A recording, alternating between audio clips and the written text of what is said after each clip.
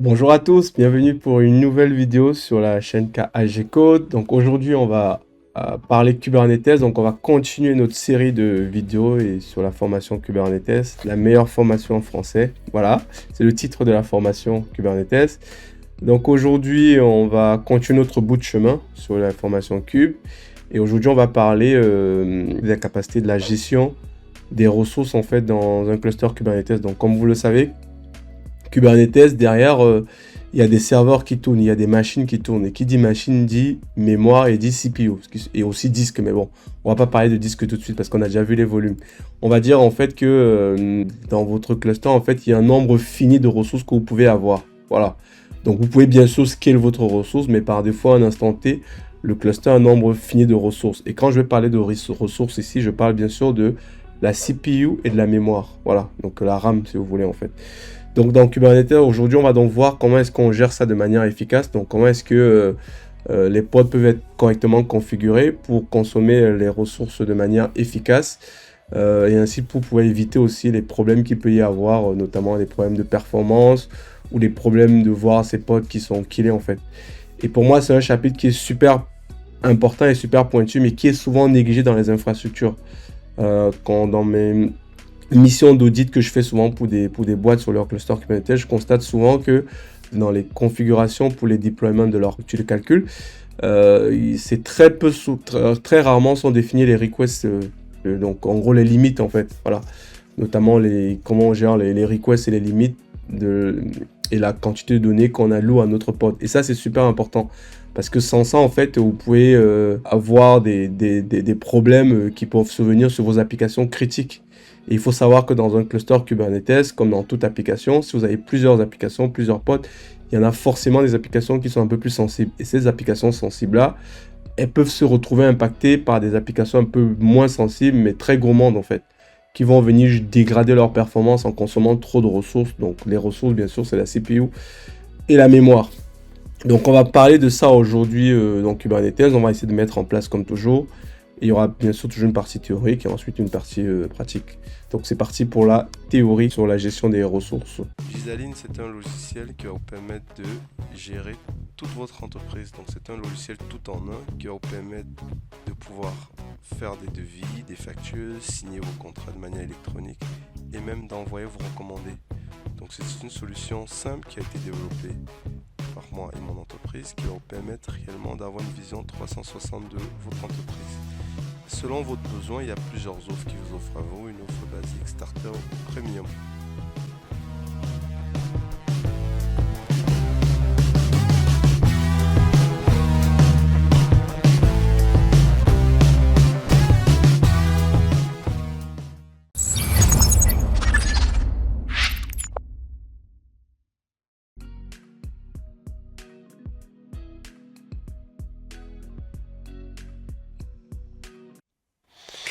Alors, donc la dernière fois, on s'était arrêté sur les logs et les events, donc Kubernetes, là, donc on avait terminé par ça.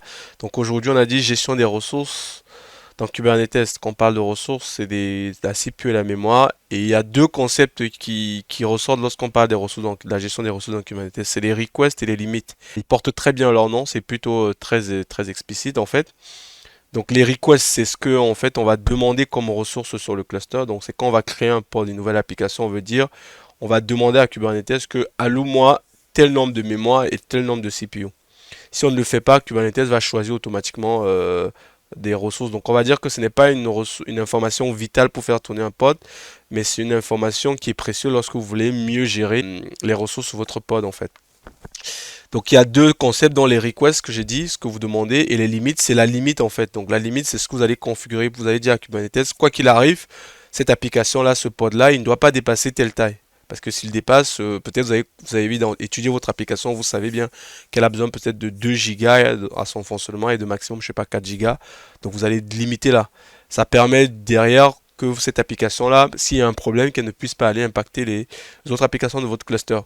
Donc c'est super important de bien comprendre ça afin de pouvoir bien définir les défis dans votre cluster et mieux optimiser la ressource dans votre cluster.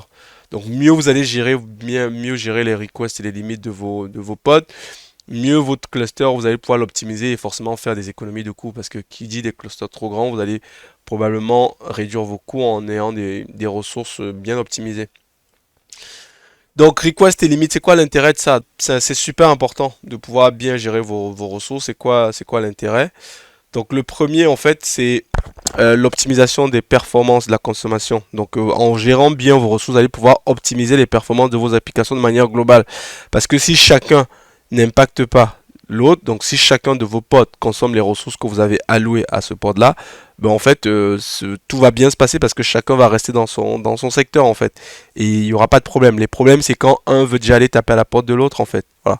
Donc, c'est la même chose. Si vous êtes dans un appartement, vous êtes plusieurs dans vos appartements. Si chacun reste dans son appartement, il n'y a pas de problème. Mais par contre, si à un moment donné, vous avez 10 personnes qui sont faites, que vous mettez dans un appartement de, je sais pas, 4 personnes, ils vont peut-être faire du bruit, ils vont vouloir sortir, ils vont aller dans les couloirs, et forcément, ça va impacter la qualité des autres habitants de ce logement-là. C'est la même chose dans Kubernetes. Voilà.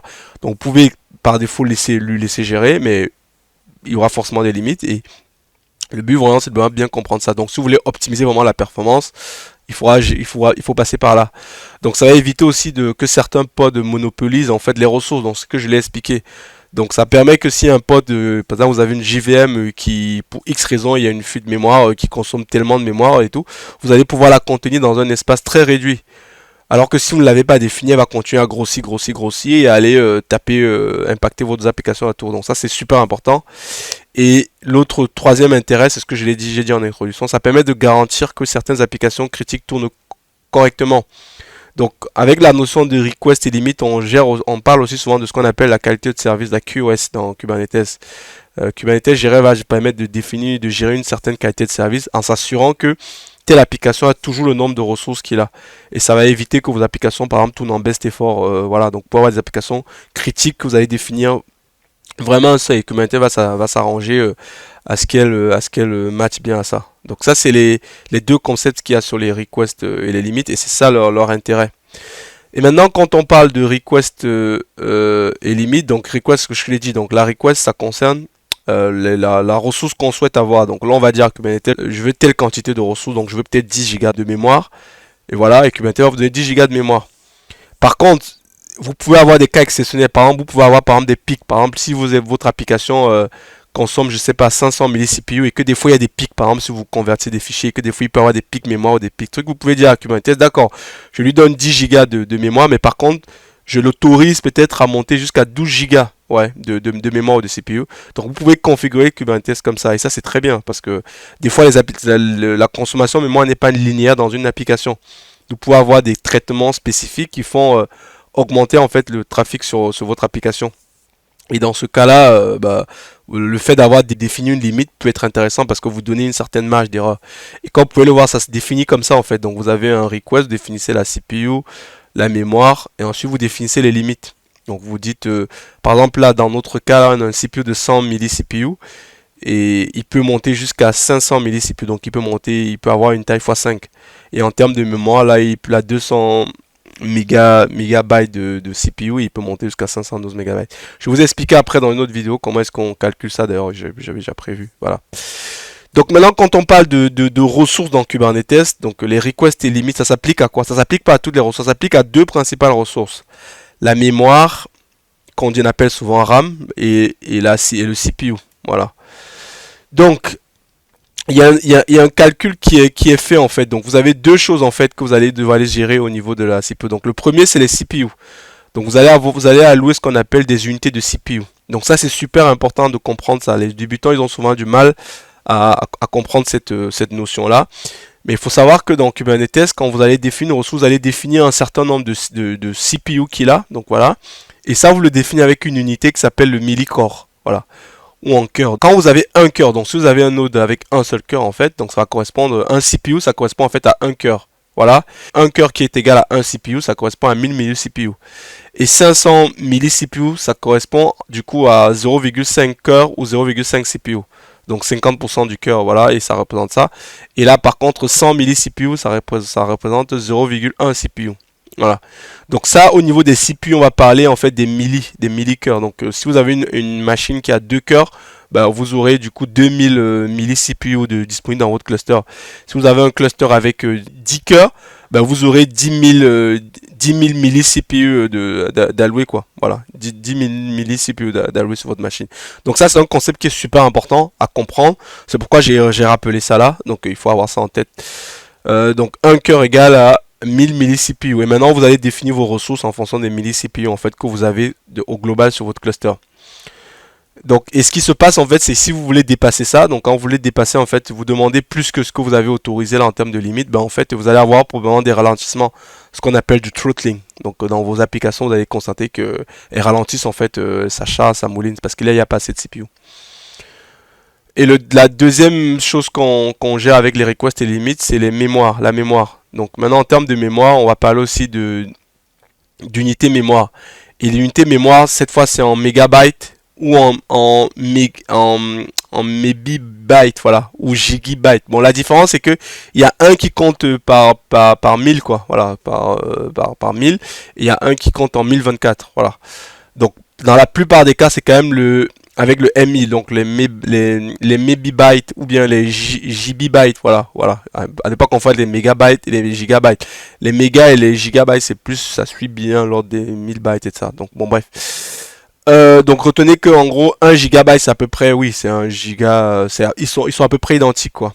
Donc c'est à peu près 1073 bytes. Donc, c'est à peu près, c'est légèrement un peu plus grand, voilà.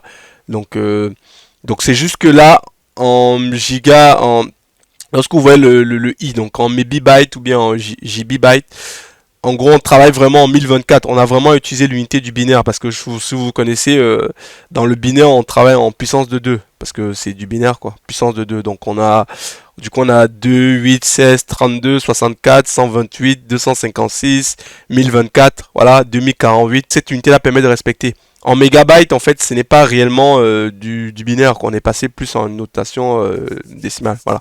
Donc, c'est la différence. Mais la plupart du temps, 3 quarts du temps, c'est pourquoi j'ai mis ça en orange. Vous aurez souvent affaire à une notation avec mes bytes ou bien gigabytes. Voilà. Donc, vous avez souvent le MI. Donc, MI, c'est pas différent de M. Il y a une différence, en fait. C'est ce qui est marqué là. Donc là, c'est la mémoire. Donc ça, je pense que ça vous parle un peu plus parce que si vous avez une machine avec 10 Go de mémoire, voilà, gigabytes de mémoire, ou gigabytes de mémoire, bah, c'est plus ça, je pense que dans l'imaginaire collectif, c'est un peu plus compréhensible en fait. Voilà. Donc si vous dépassez, vous allez avoir probablement ce qu'on appelle un OM kill. Donc vous allez avoir votre pod qui est supprimé parce qu'il n'y a pas assez de mémoire. Donc ça c'est assez explicite souvent. C'est une erreur que les débutants arrivent souvent qui est assez explicite. D'ailleurs je parle de ça dans le livre que j'ai rédigé sur Kubernetes, vous apprend à débugger. Donc là, une fois qu'on a vu la partie théorie, on va pouvoir passer à la partie intéressante, donc à la pratique.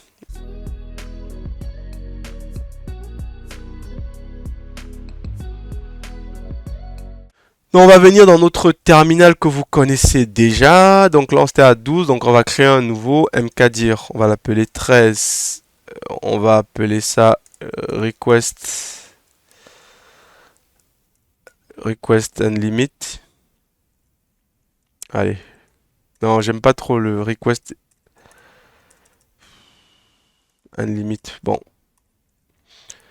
C'est l'inventeur du Go qui a dit qu'il y a deux choses difficiles en informatique. Nommer les variables et gérer la mémoire. Un truc comme ça. Bref, il avait pas tort. Donc là, je vais mettre comme ça request. Je préfère le and quand même. And limit. Je sais pas comment nommer ça. Voilà. Ok, donc c'est un peu con, je perds du temps dessus. Donc là, je vais faire code. On va l'ouvrir comme vous connaissez déjà. Hop. Je vais faire disparaître ça. On va avoir notre Visual Code. Donc toujours, pour ceux qui vont trouver cette vidéo-là sans avoir vu les autres, n'hésitez pas à aller regarder les autres vidéos. Donc moi, je recommande toujours quand vous travaillez sur Kubernetes d'avoir un éditeur pour faire du YAML. Ça va vous permettre de gagner du temps, de ne pas perdre du temps sur la syntaxe, etc., etc. Donc ce que je vais faire, je vais prendre un pod existant et on va modifier pour définir en fait les requests, quoi, pour définir ce qu'on veut comme CPU et mémoire. Donc pour ça, je vais prendre un projet qu'on avait déjà. Voilà, on va peut-être prendre ce pod là. Je sais plus ce qu'il y a dedans, mais on va voir ce qu'il fait. Donc je vais copier ça. 02 pod dans 01 pod que je vais copier dans le dossier 13. Donc on va partir de ça. Donc imaginez que vous avez votre pod là, votre infrastructure qui est là, ça marche. Donc là on avait vu que c'est le pod KG Code qui créait une image Nginx, voilà, on la teste. Donc on a beaucoup joué avec ça. Donc on va repartir de ça. Donc maintenant moi j'ai mon pod qui est là. Ça marche très bien. Je l'ai dit, vous allez pouvoir déployer ça. Kubernetes va lui-même gérer la mémoire sans vous n'aurez pas à vous tracasser de ça. Donc ça marche bien quand vous voulez démarrer, mais quand vous avez un cluster très grand, mais quand vous avez commencé à avoir des problèmes de mémoire sur votre cluster et que vous avez besoin de gérer les requests, définir quelle quantité vous voulez allouer à ce pod là, ben, vous faudra définir ça comme ça. Donc là, ça se définit déjà au niveau du container. Donc première information, les requests, ça se définit sur le container, c'est pas sur le pod. Donc vous pouvez avoir dans votre pod là, vous pouvez avoir plusieurs containers. Vous avez ça sur une liste. Et chaque container va avoir une type de mémoire que vous l'allouez. Donc ici, je vais définir ma ressource. Tac. Voilà. Et là, dans la ressource, on va définir le request. Voilà. Et dans le request, donc, on va définir les deux paramètres. Donc le CPU et la mémoire. Voilà. Vous pouvez définir comme ça. Donc là, on va dire que disons qu'on veut... Ah, pardon. Ça doit être bien là. C'est pour ça que c'est bien d'avoir un éditeur YAML. Donc là, on va définir, par exemple, disons que mon CPU, je vais allouer, par exemple, je vais pas allouer beaucoup pour Nginx, je vais allouer 100 milli CPU, voilà, sur de mon cluster. Et ensuite, en termes de mémoire, disons que je vais allouer 128 mégabytes, voilà, je définis comme ça. Donc là, j'ai ma ressource qui sont définies en fait. Donc là, je vais revenir sur mon terminal ici. Donc je vais aller dans CD 13 request. Ah, pardon. Donc là, on va l'appliquer. Déjà, on va l'appliquer sans ça, au pouvoir. Donc on va d'abord appliquer sans les ressources. Donc je vais commenter ça. Je vais faire kubectl apply-f01 pod.yaml getPod. Donc là, j'ai mon pod qui va se créer. Voilà. Vous voyez que ça c'est très bien. Donc ici, je vais le renommer avec request. Je vais faire un truc comme ça. Voilà, je vais l'appeler request. Donc là, je vais commander ça. Donc je vais créer un second pod. Donc je vais réappliquer le même code. Là, il va me créer un second pod. Donc là, si je fais getPod. Et voilà, j'ai mes deux pods qui sont là. Et là, si je fais par exemple le K. Donc là, j'ai bien mon pod qui est bien créé avec mes ressources. Maintenant, comment est-ce que je vérifie que ça a bien été créé? Donc on va faire un describe. Donc je fais kubectl describe pod. Pour ceux qui reviennent aussi, j'ai un alias. Quand je fais K comme ça, je suis obligé de répéter à chaque vidéo parce que ça permet à celui qui va tomber. Donc moi, je fais des alias. Quand je fais K, j'ai un alias qui correspond en fait à kubectl. Ça me permet de moins faire d'erreurs et d'aller beaucoup plus vite. Bon, parfois je vais mixer K, parfois je vais écrire kubectl parce que comme c'est quand même une visée pédagogique, mais parfois je pourrais écrire K par réflexe. Il faudra juste savoir que c'est kubectl. Donc là, si je fais kubectl describe, on va décrire le deuxième pod là pour voir déjà ce qui se passe là. Hop. Donc là, j'ai describe mon pod. Est-ce qu'on peut voir les requests limites là sur la description? Tac, tac, tac. Voilà, on les voit là. Donc là, on voit que j'ai un request. J'ai demandé 100 milli CPU et j'ai demandé 128 mégabytes de mémoire, quoi. On va dire 128 mégabytes. Voilà, c'est pas vraiment de mégabytes, mais bon, j'abrège en fait. Par contre, si je fais un describe sur l'autre là, le KG code, le pod normal, je vais peut-être agrandir pour vous aussi. Hop. Là, on voit qu'il n'y a pas de request. Donc, et là, la QoS, vous voyez là, c'est en best effort. Et là, si je viens là, vous voyez là, on est en best effort, c'est ce que vous disiez. Donc, ça permet aussi de gérer la QoS. Je pourrais faire un chapitre un peu dédié là-dessus. Parce que là, il n'y en a pas défini de request. Quand on ne définit pas de limite, en fait, donc on ne dit pas combien on veut, en fait, Kubernetes considère que le poste est best effort. Donc, il n'est pas prioritaire. Donc, s'il y a un pod qui a besoin de plus de ressources, ben, Kubernetes va allouer ses ressources là à ce pod là. Par contre, vous voyez qu'avec le premier, avec le second, là on est en bustable, il y a vraiment une QoS qui est appliquée en fait. C'est-à-dire que Kubernetes considère que lui il est prioritaire. Donc des deux pods en fait, là si pour X raison j'ai plus assez de ressources en fait sur mon cluster, bon en fait c'est si par exemple là il y a un pic de charge, il y a un second pod que je crée, en fait c'est ce cluster-ci qui va perdre sa ressource, il va peut-être être killé. Celui-ci lui il est prioritaire parce que j'ai dit à Kubernetes combien je veux et Kubernetes gère ça en qualité de service avec l'un est en best effort et l'autre est en bustable, c'est-à-dire il est vraiment pris. Et là on peut voir vraiment que la mémoire est définie. Donc ça c'est une façon de voir avec le destry. Vous pouvez aussi voir avec la commande cop avec top. On peut faire kubectl top pod comme ça. Voilà. Donc là ça me donne les ressources utilisées. Donc vous voyez qu'avec l'autre là il lui est allé jusqu'à 100 mégabits et 128 mégabits. Mais là il n'utilise pas tout. Vous voyez. Donc le pod là, le pod que j'utilisais en lui-même, voilà, il utilise pas grand chose en fait. Mais c'est bien défini en fait, voilà. Parce que j'ai pas du trafic et tout, il n'y a pas besoin de mémoire, donc c'est juste, il n'y a pas de trafic qui est réalisé. Mais Kubernetes là quand même alloué ces 128 là. Donc en gros si je dois schématiser, imaginez-vous que quand vous créez un pod là, donc voilà. Donc là on peut dire que là c'est le cluster. Donc là on va se baser sur la CPU par exemple.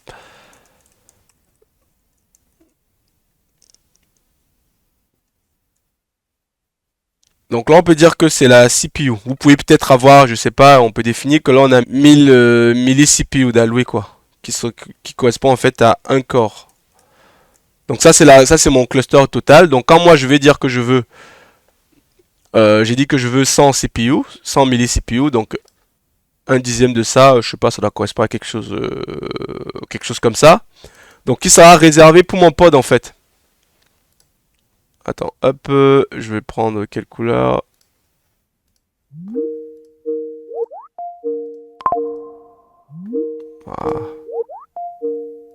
Voilà, donc j'ai cette partie-ci qui est allouée à mon pod.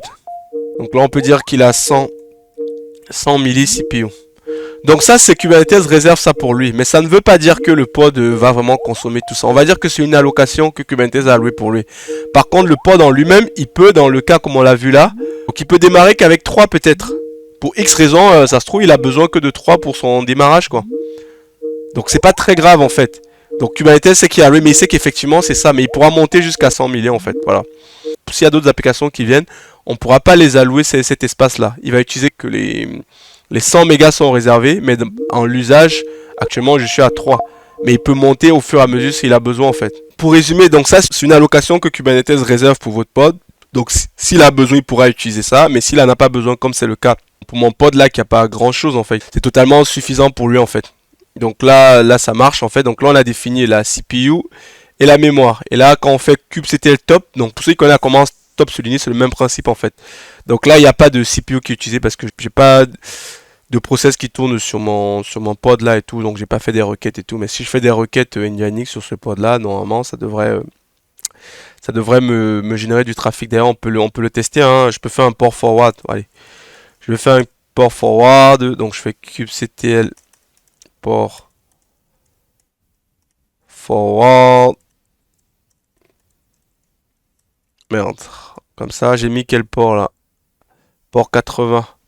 Donc je vais prendre ce pod là. On va essayer de monitorer le trafic en live.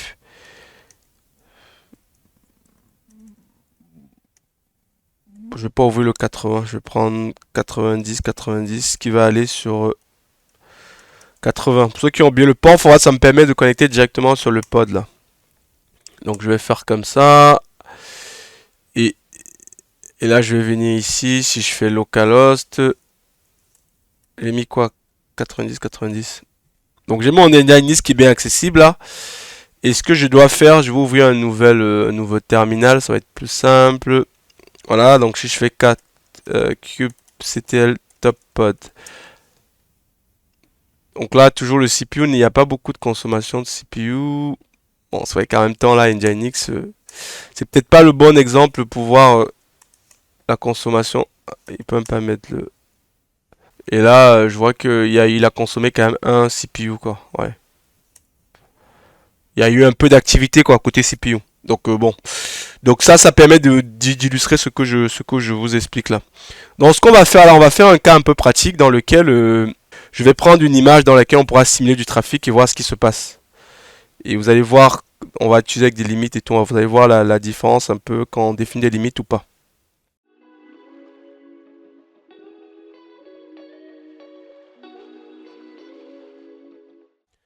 Alors bon, là on va pouvoir donc essayer de simuler les limites. Donc on a vu comment on request. Donc l'exemple qu'on va voir tout de suite, je vais créer un second port dans lequel je vais essayer de simuler en fait le comportement de Kubernetes si je demande trop de ressources. Donc pour ça, je vais utiliser une image qui est faite pour ça. Ça s'appelle Vish en fait. C'est un projet open source qui permet en fait de tester ce comportement là sur les requests limit avec Kubernetes. Donc ici, je vais créer un pod que je vais appeler 02 pod request limit .yaml. Voilà, je vais prendre comme ça. Donc je vais reprendre mon même pod ici. Je vais prendre ma même config là à peu près. Trucs qui vont quand même changer. Donc ce qui change. Donc je vais plus utiliser l'image d'Nginx ici là, donc je vais l'appeler plutôt. On va l'appeler Vish slash stress. Donc ça c'est un projet, hein, je mettrai le lien de ce projet là. J'aurai pas besoin de port. Par contre, au niveau de mes ressources, je vais demander un request. Donc je vais demander par exemple dans mon exemple là, je pourrais demander quoi? Hop. On va regarder là la doc, qu'est-ce qu'ils me disent? Tic tic tic tic. Donc on va prendre cet exemple-ci de Vish, là, je vais demander, voilà. Donc je vais demander 500 millicpu et la limite à 1. Donc ici, donc ce que je vais faire là, déjà mon Vish, je vais le lancer, il y a les paramètres ici, je vais récupérer les paramètres là, attends, on va pas réinventer la roue, je vais copier comme ça. Je vais prendre jusqu'aux arguments. Donc je vais vous expliquer après, hein. Donc je vais, hop. Donc là, je vais l'appeler khgcode.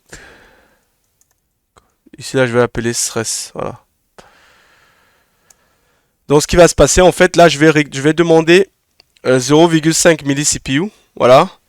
Et à Vish, là, quand je vais lancer mon Vish, je vais le lancer avec une demande de 2 CPU.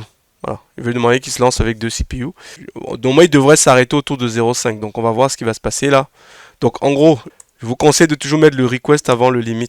Voilà, c'est mieux. Donc vous demandez 0,5 millicpu en fait, c'est ce que je vais demander. Avec une limite à 1 core, donc à 1 CPU. Par contre, je vais demander à l'application de se lancer en demandant 2 CPU. Vu que je demande trop, normalement il va le limiter autour de légèrement en dessous de 1 millicpu en fait, donc 950 millicpu, quelque chose comme ça. Donc on va pouvoir tester ça.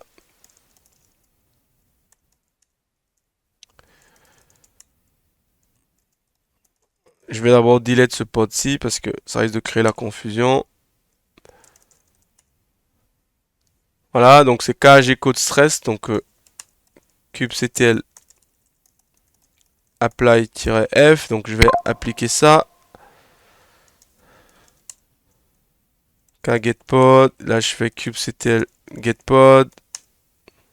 Donc j'ai mon pod qui est là, et ce qui est intéressant maintenant, on va faire top pod. Donc là il faut patienter, le temps que les métriques serveurs se mettent en... Est-ce que je peux mettre le watcher? Non, je peux pas mettre le watcher sur le top, donc il faut patienter. Est-ce qu'il est bien là mon pod? Voilà, ça devrait arriver, c'est juste le temps que les métriques arrivent. Voilà, vous voyez, il atteint la limite en fait. Ouais. Donc là, si je l'avais pas limité, il aurait continué à pourrir tout mon serveur. En fait, c'est un petit projet qui permet en fait de consommer de la ressource en général, plein de trafic, plein de trafic. Donc moi, je lui ai demandé 2 CPU en fait, mais il peut pas parce que je l'ai limité à 1 CPU. Imaginez maintenant, j'update ça, je lui dis que voilà, tu peux monter jusqu'à 2 CPU. Par contre, attention, il faudrait que c'est quand même un cluster de production. Je vais quand même le dire de monter à 2 CPU. Donc là, je vais delete celui-là, 4 delete pod. Je vais delete l'ancienne version là.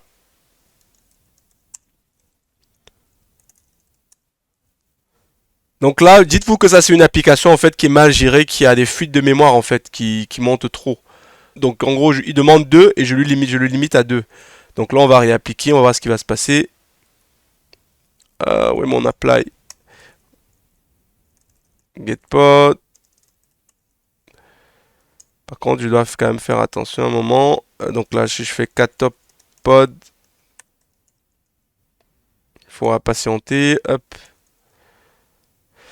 Donc, c'est le temps que les métriques arrivent à Kubernetes et tout ça. Donc ça, il y a toujours un petit temps de latence. Donc ça, c'est pas inquiétant. Donc quand vous créez votre application, vous n'aurez pas tout de suite les métriques qui vont vous afficher. Voilà, donc vous voyez là, il est monté presque... Il est monté légèrement en dessous de 2. Parce que là, je pense qu'au-dessus, là, je l'ai limité à 2. Il ne spot pas les 2 parce que je pense que j'ai plus assez de ressources sur mon cluster. Vous voyez là, il est monté en fait. Donc c'est pourquoi c'est super important de pouvoir limiter. Donc imaginez que ça c'est une application qui est mal codée, qui a un souci en fait, bah, elle aurait bouffé toutes les ressources de votre cluster si j'avais pas mis des limites en fait. Ouais, là elle continue de monter en fait. Parce que ça continue de monter, elle va se stabiliser autour de, légèrement en dessous de 2 en fait. Donc ça, voilà, c'est pourquoi c'est super important. Donc pour prévenir ce cas de figure là, donc si j'avais mis par exemple mon application, elle demande 0,5, ben je la limite à 0,7. Ouais, là je pense que j'ai consommé trop de ressources que même mon cluster n'arrive plus à répondre. Donc je suis peut-être allé un peu fort là, parce que je crois que j'ai pas non plus.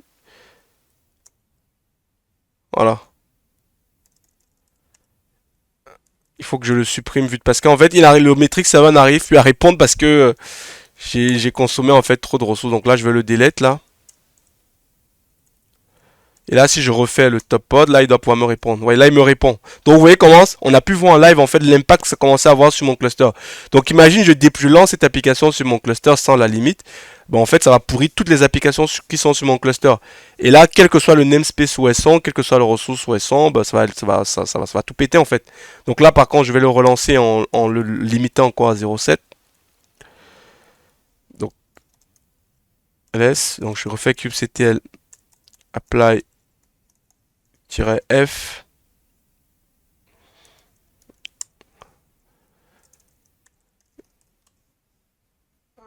Et voilà, là si je refais le top.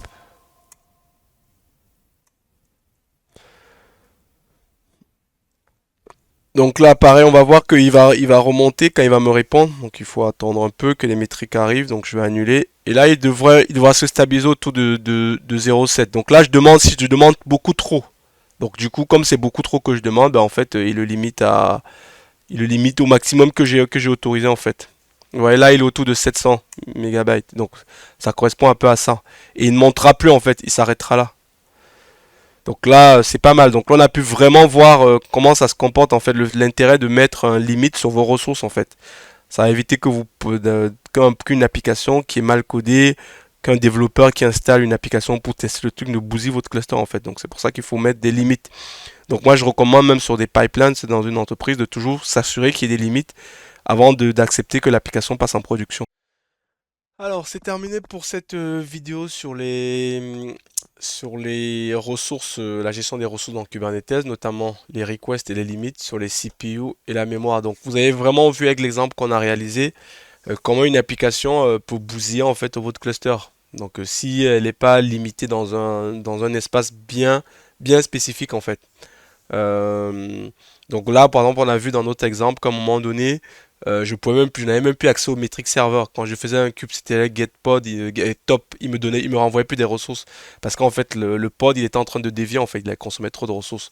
Et encore là, j'avais mis une limite en fait. Donc c'est pour ça c'est super important de pouvoir définir des request limits lorsque vous créez vos ressources dans Kubernetes. Et surtout, il faut aussi régulièrement superviser en fait ce qui se passe sur votre cluster, quel est l'état de consommation de vos ressources sur le cluster.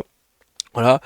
Bien sûr, je vous ai pas montré comment vous pouvez calculer de manière globale ce qu'il y a sur votre cluster, mais c'est très simple. Je vais faire une petite parenthèse là. Donc je vais repartager mon écran. C'est drôle ça m'est jamais arrivé ça. Parce que je pense que c'est pertinent.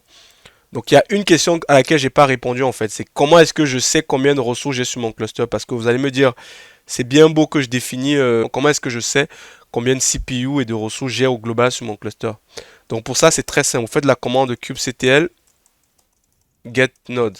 Moi, j'ai pris un cluster, hein, c'est un cluster de dev que j'ai, qui est sur EKS, notamment la dernière version.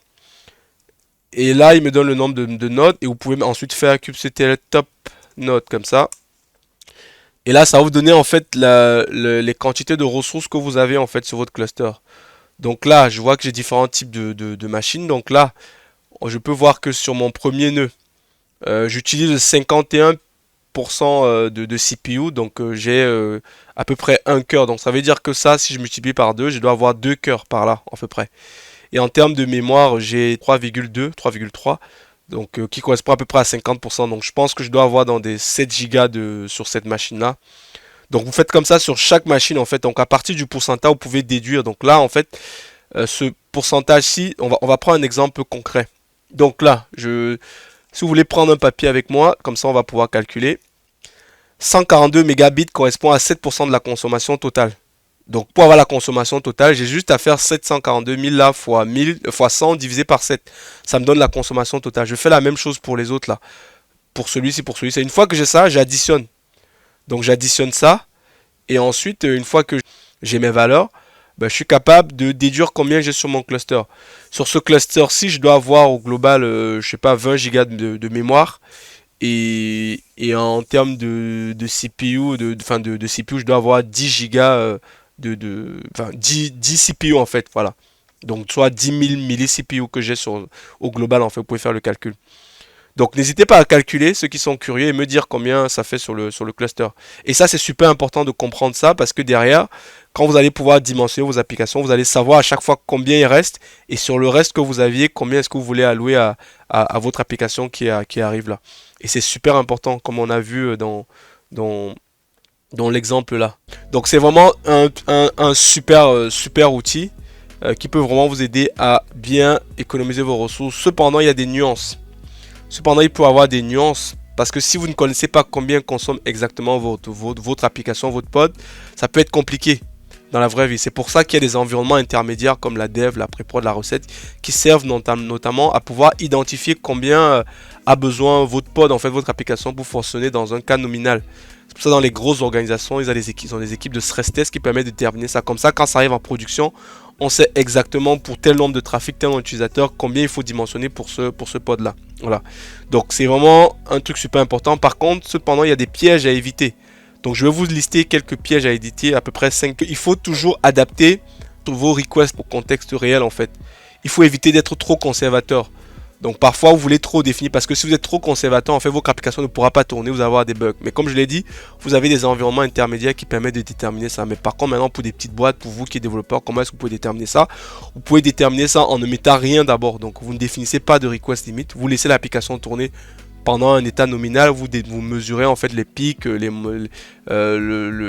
mémoire consommée de manière globale et maintenant quand il y a des pics. Et à partir de ça, vous pouvez déterminer combien vous avez en termes de request et en termes de limites. Donc ça c'est la première chose. Donc pareil, il ne faut pas définir des limites trop basses en fait. Parce que si vous limitez les limites trop basses, vos plots ne pourront pas trop tourner, elles seront tout le temps en throttle. Voilà. C'est-à-dire elles ne pourront pas bien fonctionner en fait. Voilà. Il faut utiliser beaucoup la commande top pod et top note qui pour avoir vraiment l'information. Voilà, comme moi je l'ai fait, hein, j'ai rien inventé, hein, on a pu le faire là. Et aussi vous pouvez configurer ce qu'on appelle HPA. Donc ça aussi on verra ça plus tard. C'est horizontal post scaling, c'est-à-dire que quand vous avez trop de ressources, vous êtes capable de faire de l'auto-scaling. Du coup vous avez un pod et ensuite si ça scale trop, vous demandez qu'il crée un second. Mais ça on verra aussi dans une autre vidéo en fait. Donc là c'est vraiment une introduction à la gestion des requests et limites dans Kubernetes. C'est vraiment la base ça. L'exemple qu'on a fait avec le projet Fiche SaaSREST là, c'est super intéressant en fait. Donc moi je le fais toujours régulièrement dans les boîtes et tout. Ça permet de montrer rapidement les failles qu'il peut y avoir sur des clusters dans lesquels les limites sont pas bien définies en fait. Voilà, on se retrouve très vite pour une prochaine vidéo. Et d'ici là, portez-vous très bien. Avant de se séparer, n'hésitez pas à aller jeter un œil sur le livre que j'ai rédigé qui s'appelle Mastering Kubernetes Debugging. Donc c'est un livre que j'ai développé, j'ai commencé à écrire ça en début d'année, donc ça m'a pris 6 mois pour rédiger ce livre-là, dans lequel j'ai concentré en fait mes 7 années d'expérience à gérer des clusters Kubernetes tout seul, comme je l'ai dit précédemment. Donc c'est vraiment un livre qui se veut hands-on, dans lequel je vous montre comment j'explique un peu l'architecture de Kubernetes, mais surtout je détaille comment est-ce que vous pouvez résoudre des vrais problèmes en production sur les clusters Kubernetes. Donc n'hésitez pas à aller jeter un œil, c'est disponible sur Amazon. Il y a un code promo qui est mis dans la vidéo pour ceux qui sont intéressés. Donc n'hésitez pas à aller l'acheter, à le tester et me faire des retours en fait. Donc c'est vraiment un livre sur lequel j'ai mis en œuvre tout mon savoir-faire sur Kubernetes. J'ai hâte de pouvoir vous lire et je vous dis à très vite.